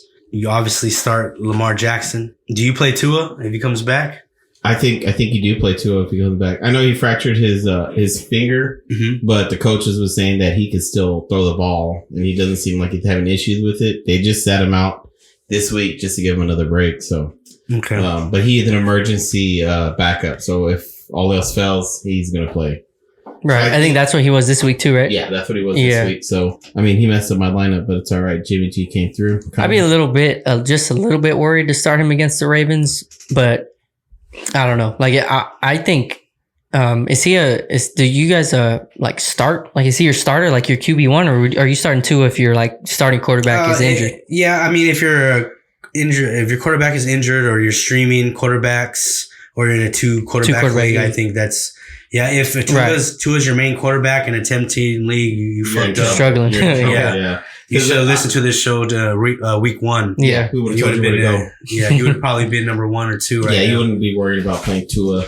But like I have Tua, but he's in my backup on my two quarterback league. Mm-hmm. Gotcha. I have Tua as my backup for Aaron Rodgers, and he did good on the bye week. Mm-hmm. He's averaging good points, so it's not like he's solid, but he's decent to fit in with the matchups. This matchup, it could be a blowout. So I mean, it could be a shootout. So if Tua's healthy, I mean, and you struggling, I mean, I would play him. So I just got a breaking news from Sleeper saying that the Seahawks have shown strong interest in adding Odell Beckham. Sources say quarterback Russell Wilson has urged Seahawks brass to get Beckham. I've been telling Luis, man, if you add Odell, he's gonna help, dude. I do think he still has it. I think that it's him and Baker weren't able to get ever get on the same page. They just didn't have the chemistry. I mean, there might have been locker room issues, because he has a personality. Yeah, he looks like a diva, man. Absolutely. Wide receivers are always known to be divas. I think Bobby Wagner and Adams will put him in check real quick. Yeah, dude. Yeah. And Pete Carroll, he wants to join a contender. So I get AB vibes from him, kind of like he was a diva in the past. He was a distraction in the past, but I think he's hit a point in his career where he's like, I want to win. So if I want to win, I want to join a good team. If they'll only have me, if I clean up my act, then I'll clean up my act if that's what it takes. I think maybe the Seahawks could clean him up. Of course, Belichick would clean him up if he goes to New England. Yeah, but I wouldn't want to go there with Mac Jones. Yeah. I would go and join Russell Wilson. And Tom Brady would clean him up. For sure. But Tom Brady would not go for him. They don't have room, So I guess in the Ravens, you start Lamar Jackson. You don't start any running backs, in my opinion. You start Hollywood Brown and probably Mark Andrews. You drafted him that high. Yeah. Absolutely. I don't know if you guys, maybe Rashad Bateman as a deep dive flex. Yeah, if I had to start one of the running backs, definitely go with Devonta Freeman. He's the one that's been getting most of the touches. I think he had a receiving touchdown this past week or a rushing touchdown, one of the two. I know Bell had a touchdown, but it was just at the 2-yard line. Yeah, he gets Bell's thing. Yeah, he gets goal line and in Dolphins, maybe you start Tua. Yeah, if it comes back, and like I said, only if you're streaming, you're doing 2 quarterback league. Gesicki, I think you start. He's getting all those targets. I mean, tight end is so thin. And do you start Myles Gaskin? He's been looking pretty decent. Yeah, he has. Ever since Malcolm Brown went down, I think he's been looking better. I think he's a decent flex. Yeah, and I think Jalen Waddle is a decent flex too, as well. Not as good as Gaskin, but I mean. Yeah, I like Waddle too. If I had to start one of the receivers, I'm picking Waddle for sure. Yeah. All right, next up, guys, we have the Saints and Titans. The Saints are 5-3, and the Titans are 7-2. Surprisingly, I guess go ahead, DJ. I'm sorry. This is hard. Both teams are really good defense, and it's hard to put points up on these two teams. Your players to put points on these two teams. So usually, like with the Saints, their run defense is crazy good. So your running backs, you're gonna roll your dice. If you got a top running back, you're rolling dice. And same with Tennessee. So this is going to be a tough one. Yeah, Tennessee Titans, man, they got wins over some really good teams, the Bills and the Rams this season. So they might actually be legit contenders. On the New Orleans Saints side, I'm probably just only starting Kamara. Yeah, I agree. He's definitely the only one you would want to start. Yeah, and then on the so comfortable. On the Titans side, I would start Ryan Tannehill. Yeah. Like I said, he's probably not your quarterback in a 10-team league, but if you have him as your quarterback in the Superflex, you're pretty decent off right now. Definitely start AJ Brown, of course. Julio Jones. And I guess you kind of have to start McNichols, right? Because he's going to get that volume. Well, he didn't get much this week, so it might be Adrian Peterson if they're ahead, because he didn't really get too many. Adrian Peterson is the one who got most of the carries, and even Deonta Foreman was getting carries. Yeah, I would try to stay away from them. Honestly, I wouldn't. Not right now. Start them, but if you're hurting, if you're the one who lost, Peterson, I think put up nine points, but he scored a touchdown, so he really only like 3 points came from his yardage, you know? Yeah. And, Derrick Henry's, man, that hurt whoever has Derrick Henry. I feel bad for those Yeah, guys. man, that sucks. I thought I felt bad for having Christian McCaffrey, but no. He's a league winner, man, and he'll be missed. He's special for sure, man. Next up, we got the 5-3 Bills going up against the 2-6 Jets, and on the Bills side, of course, you're going to start Josh Allen, Yeah. Stephon Diggs, Emmanuel Sanders. I like him as a flex. And Cole Beasley's not a bad Cole Beasley's flex. he's not a bad flex. You're right. He played Cole Beasley's the one that got all the targets this week, right? Yeah, Emmanuel Sanders barely got anything. Yeah. Yeah, and I still don't like their running back situation, man. But Yeah, I agree. And I don't like the Jets. The Jets, they're not the best defense, and they're not the worst, to be honest. Against the pass game, though, that's for sure. For the rushing, yeah, their defense is a little weak on the rushing side. Bills don't rush anybody. So Yeah. they don't have anybody. But yeah, so. Yeah, on the New York Jets side, I don't even know if you start any quarterback. I think Mike White had that flash in the pan, but came back down to reality, I think. Yeah, he got hurt. He got Oh, hurt. he got hurt? He didn't Okay. play. Yeah, he got hurt. He was looking really good in the first quarter. He threw a touchdown pass. Yeah. Beautiful touchdown pass. Beautiful drive. And then he hurt his wrist. It took him, or his hand, took him out of the game. Sucked him. I don't know if you started anybody on the Jets, I'd man. start Michael Carter. Michael Carter. Yeah, Michael Carter's probably the guy. Past few weeks, he's had decent games. Yeah. Actually, I think he put up Flex. 10 or something around. And then last week he had like 20 something. Yeah, he's definitely going to be your flex running back in this game. Yeah, I agree. And plus, if you're holding that Michael Carter's your number 1, number 2 running back, you're having issues already. Yeah, man, you're already having issues. Yeah, you might have Christian McCaffrey or Derrick Henry. Yeah. All right, next up, guys, unless there's anything else you want to say. No, Okay. we're good. Yeah. Next up, the 0-8 Lions against the 4-3 Steelers. And on the Lions side, you start maybe DeAndre Swift and TJ Hawkinson. That's probably the only people. Yeah. Yeah, those are the only two. Yeah, Yeah. Swift would be the only one. Yeah, and on the Steelers side, definitely start Najee Harris, Deontay Johnson, Clay Claypool, maybe as a flex. Claypool. Johnson hasn't been living up to his numbers last year, but he's still getting a shit ton of targets. So you have to start him, man. And he's a beast. It's because of Roethlisberger, man. It's not as good. He's struggling, man. Yeah, man. But yeah, you start Harris with confidence, Johnson, Claypool. That's about it for me, man. I don't know if you guys see anything else about that. Nah, I'm good there, man. Yeah, Harris. Confidently starting Harris. A little worried about Johnson and Claypool, but yeah, I can see them as starting in a flex. And next up, guys, we have the 2-6 Jacksonville Jaguars going against the 4-5 Colts. And on the Jacksonville side, Trevor Lawrence did come back, right, from that injury last week, so he's not hurt. Okay. Yep. He beat the Bills. Yeah, man, that's so crazy, dude.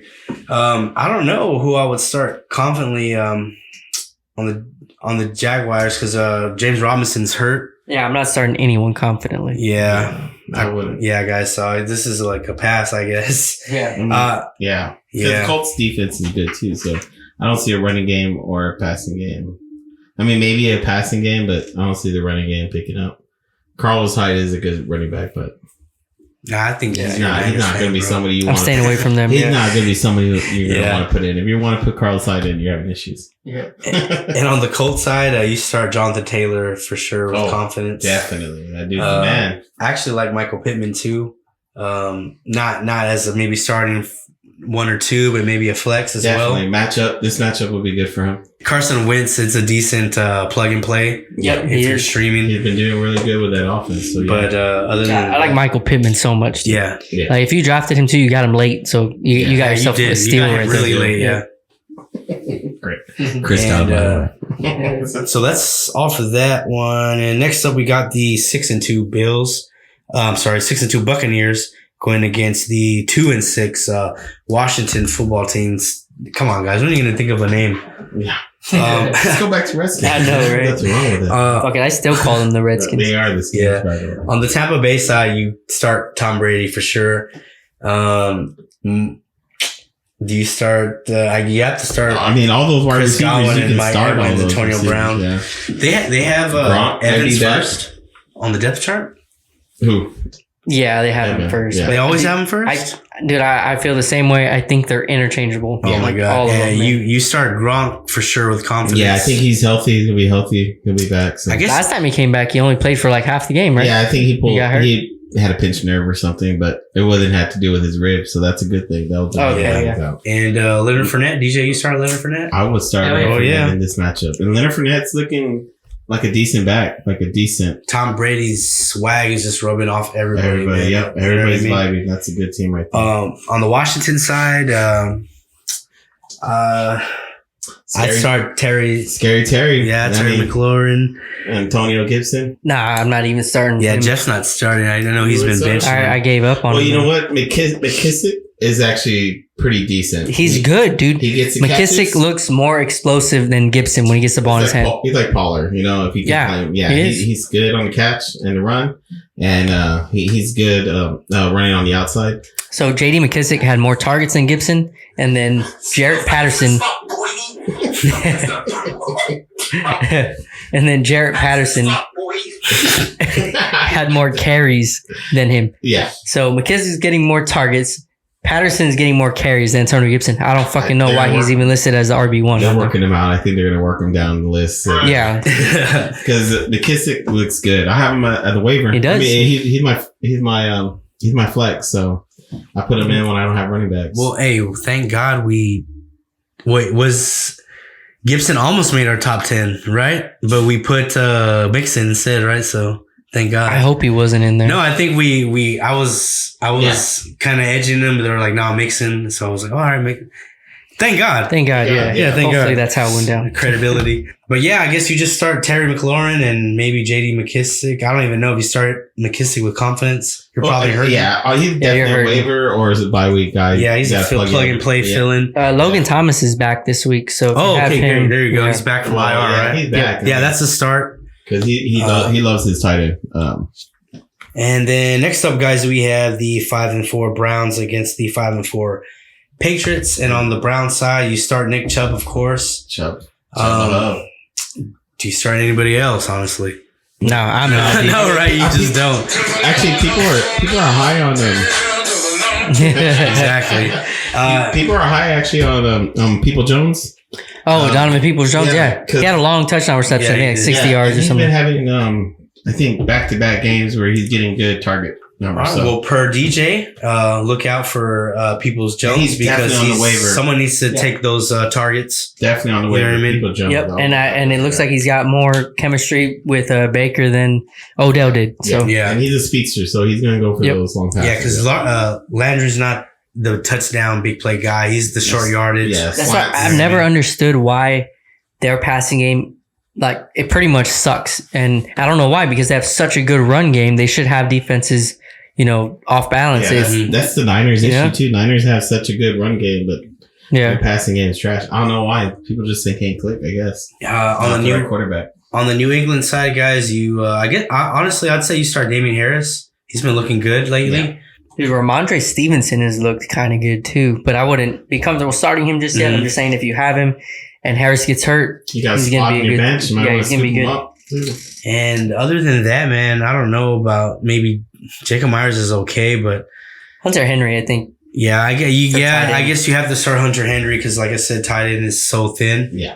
So, but for sure, you start Harris, man. If you got him, you got a decent pick. I know it took a while for him to come along, but he's coming along, and and he's on the Patriots. So still coached by Bill Belichick.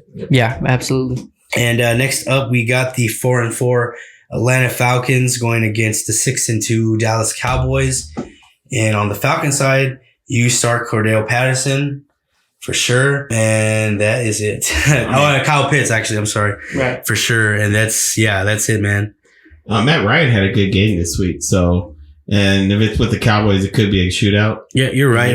Could be, yeah. I mean, Yeah, that's a pretty. Yeah, you're right. I don't know, man. Teddy Bridgewater's did put up a lot of points. One thing about the Falcons is for some reason, they always have our number. Yeah. When we play them, like, they put up a lot of points on us, dude. So I wouldn't be surprised if they put up 28 even 35 points on us. We're going to have to score a lot to beat them.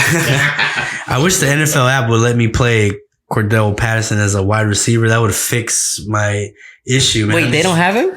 No, he's as a running back. I have to play him as a That running sucks, back. dude. Yahoo has him as a wide receiver and running back. Yeah, man. And he said, I think in an interview, he said, my mom, she worked 2 jobs. No, 3 jobs. Oh, 3 jobs. She did 3 different jobs. I could play 3 different positions. Yeah, I like that, dude. I think I reposted that too on Facebook. I saw. What a good like guy, that. man. Dude, that's a good player right there, too. Yeah, you know what? Maybe you start Ryan as a plug and play, or if you're in a 2 quarterback league, I feel confident about that.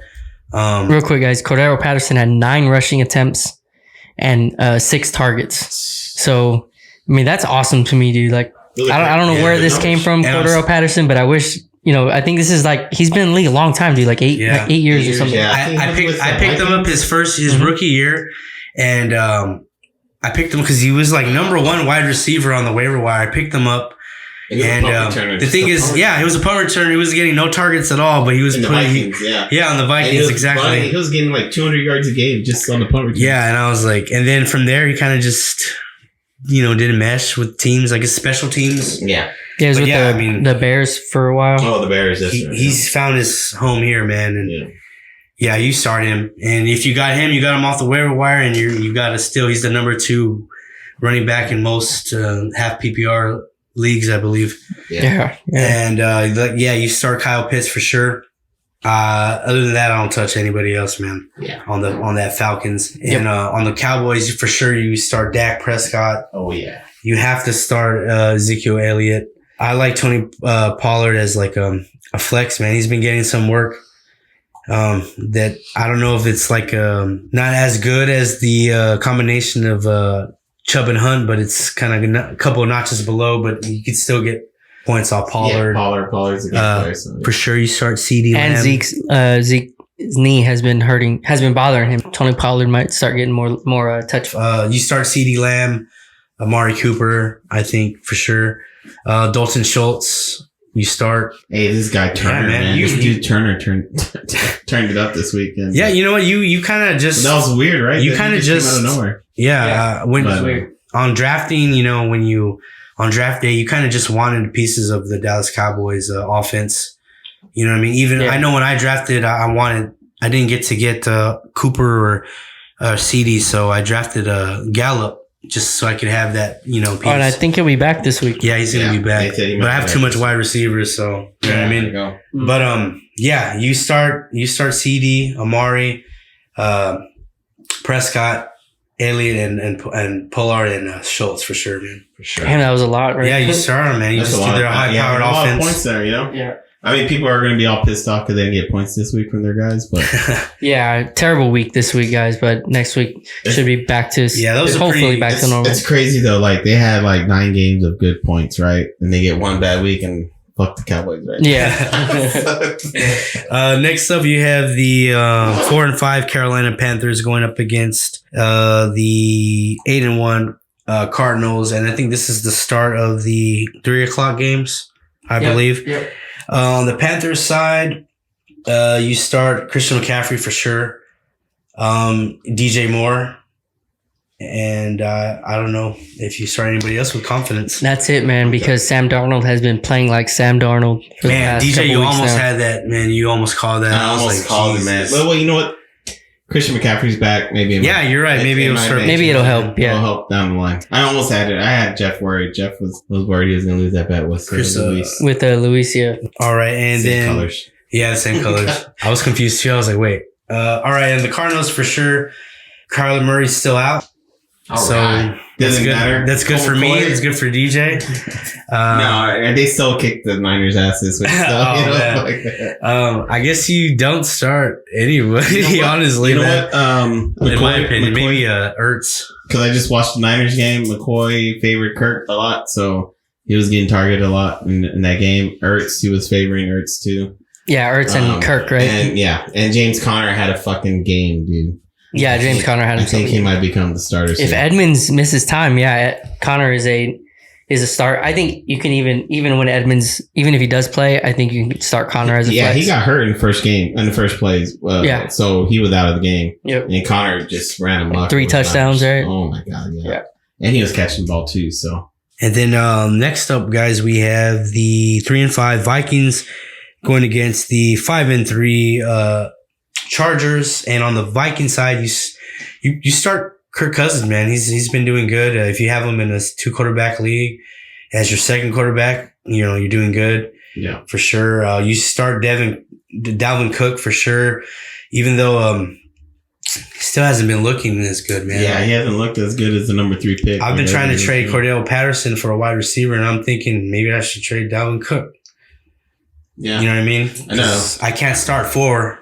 Well, I can start 4 running backs, but it's not smart in a super flex because you could start a quarterback, necessarily put more points. Yeah, so that's what I was saying. I wish I could play Cordell Patterson as a wide receiver, man. Yeah. I think my team would be, my wide receiver 2 would be fixed. And that's on the NFL app, I guess. Yeah, but like for sure, you start Cousins, Dalvin Cook.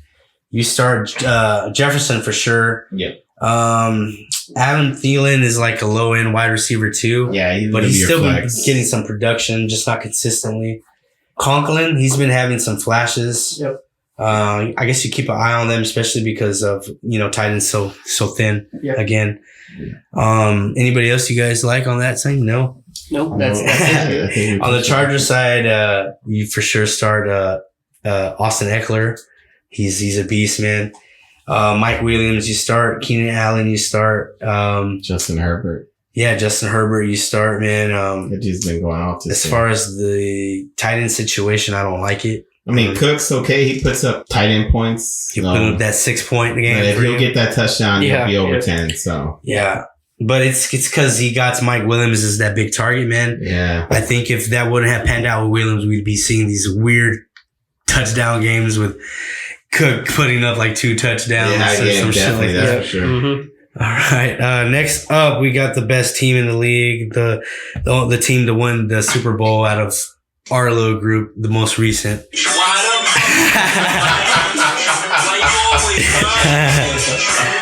The 3-5 Seattle Seahawks take on the 7-2 Fudge Packers. I'm sorry, the Green Bay Packers. On the Seahawks side, you start Russ because he's coming back. He's a freak of nature. Jamie's gonna bet you on this one, right? Jamie's a coward. Yeah. No, I'm just kidding. I'm mad at Jamie. He was in town twice and he didn't come see me, little bitch, I guess. I hung out with but that's how family works. You don't have to hang out with family, I guess. Dang, he could have came on the show. I know. I should have did that, right? I think he was just here for a little bit visiting family, and then he went to that Gay Pride Fest, EDC. Oh yeah. Yeah, and I think he had his first gay experience. That's cool. But whatever, That's what he likes. Nah, but shout out to Jamie for always listening to the show and giving his input, man.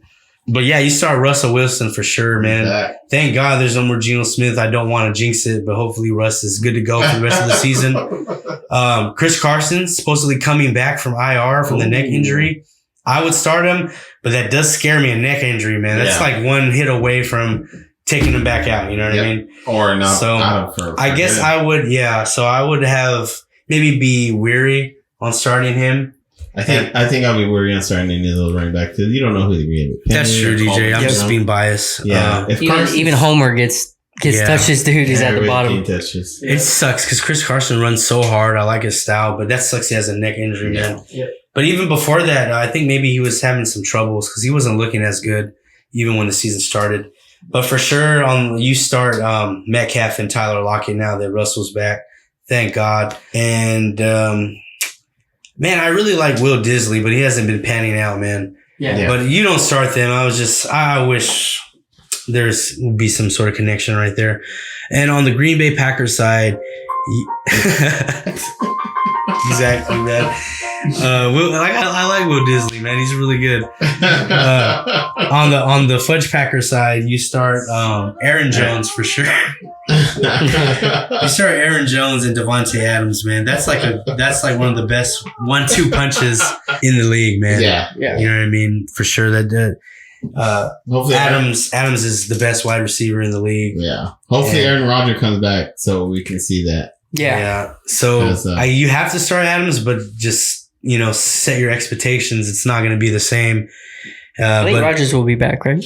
Yeah, He's gonna be back? I think if he passes his, I think a COVID test, he has passed like 2 or 3 of them before the game, Mhm. and he can come back for that game. But I know people are trying to cancel him, saying he needs to be suspended because he was lying about everything, but he really wasn't. So it was just Yeah, I don't know all the details, man, but just to play on words, yeah, but let him play. they can't touch him, man. That's Aaron Rodgers right there. That's NFL right now. It's him and Brady. Yeah. You know, that's what it is. So they're not going to touch him. He'll be back. He should be back. so for this yeah, game. if Rodgers comes for sure, you start Rodgers, Aaron Jones, and Devontae Adams. What about any of the wide receivers as a maybe deep dive flex or something or nah? If it's like if you're like in a 12-man league, you know, Cobb, if Rodgers is back, he might get a few catches. Next up, we have the 3-6 Eagles going against the 5-4 Broncos, fresh off their upset victory. Surprisingly, of the Cowboys, I don't think anybody saw that coming. Not just an upset victory, man. They kicked the Cowboys' they ass. dominated, It was man. bad. And they, without Von Miller, Yeah. crazy. Yeah, without And that guy who was took Von Miller's spot, Chubb, he was it? was just I don't know. no Cooper. I think his I name would was. thought Chubb would have saw way more. but he was just tearing him up, snaps. man. Yeah. So on the Philadelphia side, you start Jalen Hurts. Jalen Hurts is Boston Scott's going to be getting work Mhm. because of the injury to Miles Sanders. Jordan Howard is getting a lot of Yeah. work. yeah. A lot of work. More than I think he had more carries than Scott actually this week, and he had. I like Jordan I know Howard. he had You one know the Bears? touchdown. I'm not sure if he had 2, but he had a good week because he's like one of the hottest. Supposed to be like one of the biggest waiver wire pickups this week. this week. Yeah, I'm trying to get his stats. I got him Jordan right here. Howard, guys. 17 rush attempts, 71 rushing yards, Wow. and a rushing Jordan touchdown. Howard. Can you Jordan believe Howard. that? Jordan Howard. That's crazy. For He was a sure, good running you. back in the Bears, man. I know. Yeah. For sure, you start Dallas Goddard and Jalen Hurts. Pick up Jordan Howard on the waiver wire. Probably make that priority if you're hurting on running back. Yep. The wide receivers, guys. Are you starting the wide receivers? It's If I had hard, to man. Smith, if I had to pick one Smith. Yeah. Yeah, I agree. But if you're playing Smith, like I said, you're probably in trouble right now, guys. I think he Yeah, put or up 20, deeply. 20 points this Oh, he past did? week. He had a good week this Okay. week. Yeah, but But he's iffy. it's not Yeah, but consistent. it's not yeah. consistent. He's yeah. definitely a waiver. So that's or like a flex. That's like a Right. flex right there. in deep fantasy. On the Broncos side, you have to start Melvin Gordon. He's been looking decent, man. Surprisingly, and Williams too. He Both of them, yeah. Williams Yeah. look great. So I wish That's crazy. Apparently, Williams ranks one of the highest on like missed tackles. He has all these great ratings, but Melvin Gordon is in the way of taking over that starting job, man. Yeah, Melvin. So yeah, I read something that he is like off the charts on like missed tackles, like yards per carry, after the run. Yeah, but then again, you can't sit Melvin Gordon down. He's going to break Yeah. off a 20-yarder. Yeah, you know so- what I mean? So it's crazy. Yeah, I did That's pick tough. up. I did pick up Williams as hoping I thought he was going to take over, but I had dropped him a long time ago because Melvin Gordon is not going anywhere. Yeah. Sutton, I would think you might want to question that. 'Cause, Yeah. Since Jerry's back, yeah, Jerry Judy's been he getting good looks. took the looks, and Tim Patrick took the looks this week. Yeah. Sutton got nothing. He got 2. Mhm. I think 3 passes attempts and 2 catches. So and it was Yeah. only for like 20 yards. So. Do you start Teddy Bridgewater? Like on that matchup, I think so. Yeah, I think that matchup. Yeah. On that matchup, that's a good plug and play. It's a good matchup. The Chiefs don't really have to. If you need to, yeah. If you have no choice, Teddy Bridgewater, definitely go there. I don't mind Bridgewater as maybe in a 2-quarterback league for this matchup as a plug and play. That's not too bad either. But other than that, man, I'm just starting Melvin Gordon with confidence. Surprisingly, we got the 5-4 Kansas City Chiefs going up against the 5-4 Chiefs going up against the 5-3 Raiders. And on the Chiefs side, for sure, you start Patrick Mahomes, Tyreek Hill, and Travis Kelce. Other than that, I'm not feeling confident on the running back situation as well. Yeah, they don't have a running game, man. That's crazy. Yeah, and on the Raiders, 6-15. yeah, I know, man. And on the Raiders side, you're starting Derek Carr. He's been doing really good. And Darren Waller for sure. Yeah, Josh Jacobs. a waiver. He puts up decent points sometimes. Yeah, I guess you But kind of yeah. have to start Jacobs. Yeah, you Probably kinda, at your flex though. yeah, because you kind of drafted him not too high, but you drafted him. You paid up, Right. Yep. Right. so you kind of have to start him, and then they're hurting on wide receiver. If I had to, because Hunter boy. Renfrow. Hunter Renfrow. If I had to start a receiver, I think Zay Jones is going to pick up. Renfro's so little, he's so skinny, bro. Yeah, I think Zay Jones is going to pick up the what's his name's passes. Ruggs. Ruggs. Oh, what an idiot, dude. Yeah. Jeez. Oh yeah, we didn't mention that. Right, it's our first show since that happened. Yeah. Might as well talk about it real quick, right? I mean, it's pretty big news. I mean, he's young, right? He's still, 22 years old. 156 miles an hour, dude. Threw his life and away. he was still in his rookie contract. He didn't make no money. He was young. Screwed. Yep. He was young. I think he made. They paid him. I think he made $4 million. For 1 year. It was a 4-year, $16 million deal. I looked it up. He gets to wait years in jail for that shit. Maybe. Yeah, dude, and It's probably going to that fan though. Oh, it's I'm sure that he broke, his contract in some way by driving drunk and So he's not obviously guaranteed killing somebody. probably. So Yeah, he's not getting. I think he got what he was supposed to get paid for this season, at least a portion of it, but he's not getting the rest of it. I know for a fact in that contract there's somewhere, where if you do something like this, you're released and you're not getting paid. Yeah, I mean, if you're drinking that much, don't even drive, right? Maybe Let alone drive Dude, 156 he's rich, miles an bro. hour. You could call it Uber, man. No. And in the NFL, there's a free service. All you have to do, they give you a number to call and you get a free ride if you're drunk. You don't have to pay for it, bro. For this one, It's like the richest people who can't afford get to use these services for free. That blows my mind. You know what I mean? Poor kid, the person that died, she was 23. They said he hit her in a gas tank, exploded and caught on fire, and the guy couldn't get to her because she was burning. And he said he heard her screaming the whole time. No, It's fucking nuts, dude. Yeah, imagine being the guy trying to help her out. Who said that? One of the just a bystander. Yeah, bystander was there trying. That's nuts. That's how fast he was going. Yeah, he threw his whole life away, man, and he threw someone else's life away as well. Took someone's life. Yeah, guys. Think before you drink, guys. This isn't one of those podcasts, but come on, man. Yeah. Think before you drink, man. Definitely. Shit, man. Your best, And- your homies are a call away. Your family are a Uber. Yeah. Yeah, he had a loaded gun in the car too. Yeah. Yeah, man. He was just looking to do something stupid. Fortunately, he's one of the generation that are idiots. Yeah, It's just playing 156. That's man. This is ridiculous. There's no reason to go that fast. I understand. He's not even on a highway, right? You're not even on the. You're I mean, in Vegas, right? you should never be driving that fast, but like he was not on a highway, dude. Like Yeah, that's crazy, man. I know. Let's not give that guy too much of our attention. time. Yeah. We did football, and we have to talk about it. Zay Jones is probably going to be the guy who's going to pick up the slack. Yeah, and that is the 7:00 game on Sunday night. And let's preview the last game, which is our Monday Night Football, and it is going to be the 7-2 Rams against the 3-5 40 Winers. The best team. I'm sorry, Niners. And on the Rams side, man, you start Matthew Stafford, Darrell Henderson, Cooper Kupp.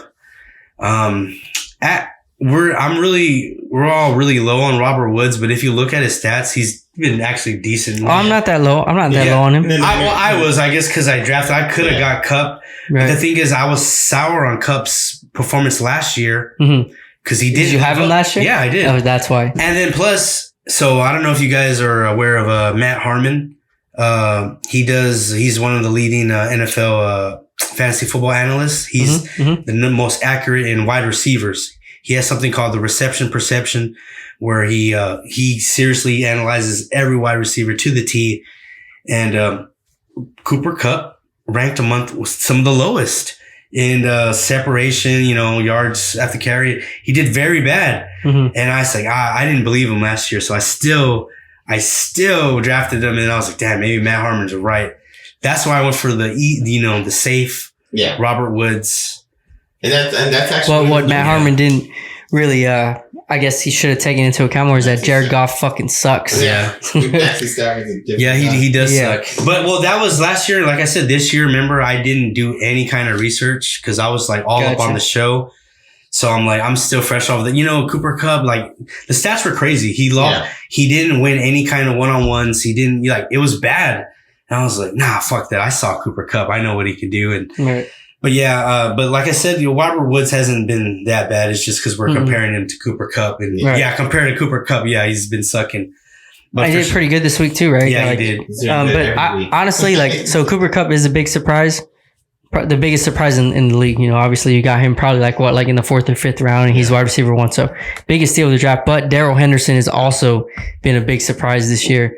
I didn't see him he's doing playing really this good. well. Yeah, You know, even after Akers went down, I still didn't think he was going to be very good. And he's actually an RB1. He's an RB1. No, you're right, Jeff. Nobody suspected that. And yeah, Darrell Henderson's been doing really good, and he's an every week start now. Yep, he is. I mean, this Pretty matchup, confidently too. I mean, the matchup they got right now, the secondary for the Niners are all trash right now. So, you know, tight ends and wide receivers are guaranteed to get some points on this game. So you start Tyler Higbee too. You kind of have to, right? I think so. Yeah. You see, I don't know if you guys noticed those numbers next to their names. Those are their rankings. Yeah. Did you know that? Yeah. I barely realized. Oh, that I didn't this know that. show. I thought that was their number. Yeah. That's what I thought for the longest time. See, Okay. but then I started looking at them. I was like, no, those aren't their numbers. Those are their rankings. See, it's Cooper Kupp number 2. Yep. Robert Woods. Yeah, Robert Woods is a solid wide receiver too with that 20 ranking. So Mhm. yeah, I just being a little hard on him. Tyler Higbee, he's a top 10. He's number 9. So yeah. And Henderson is number 9 as well. Yep. So yeah, you start the whole starting offense basically on the Rams. Yeah. On the San Francisco 49ers side, you start Deebo Samuel with confidence and George Kittle. Kittle definitely.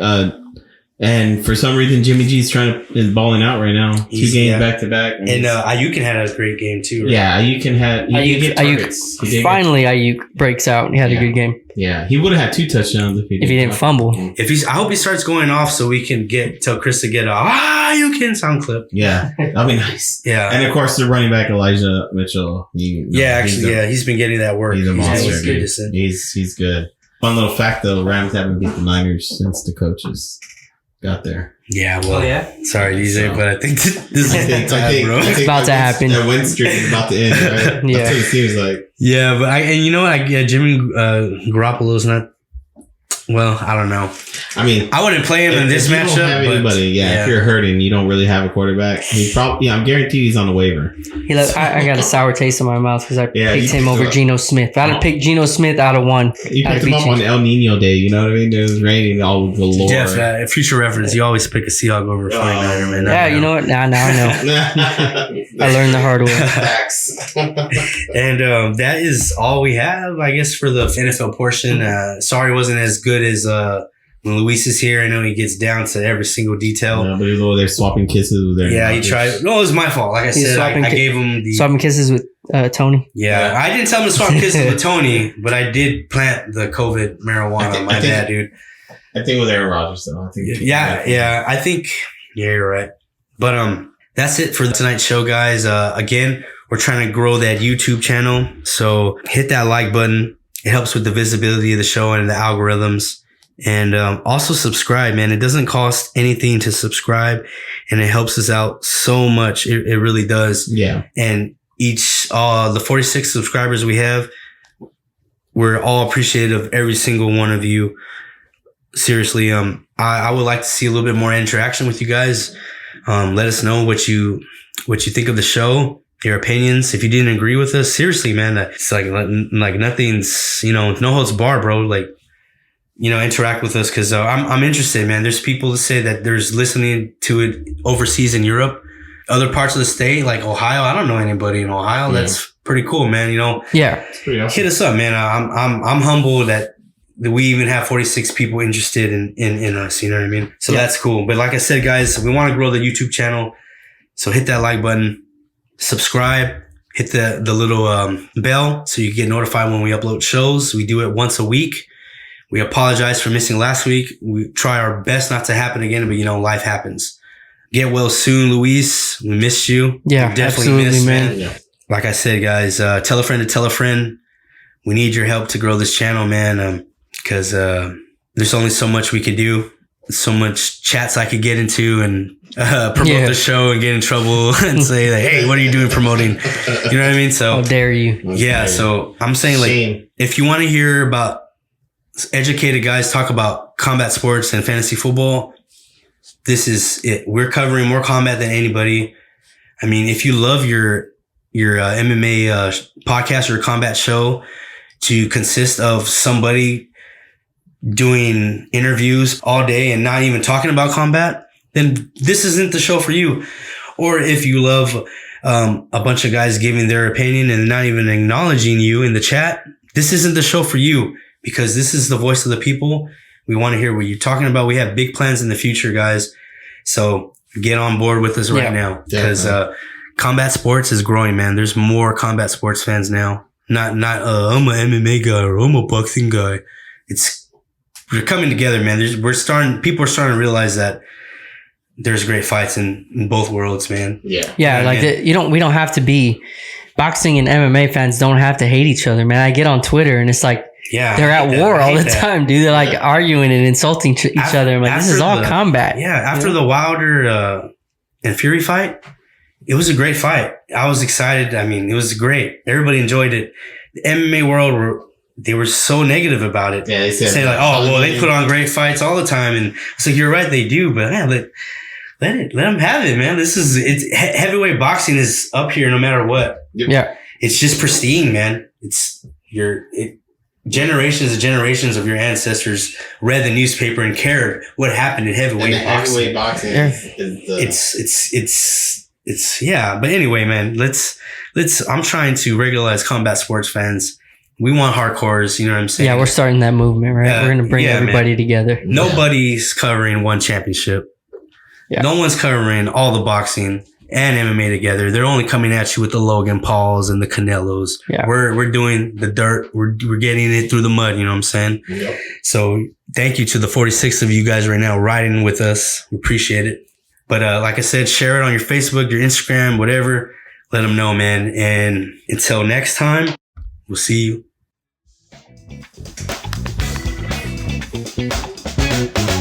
God bless. See you at the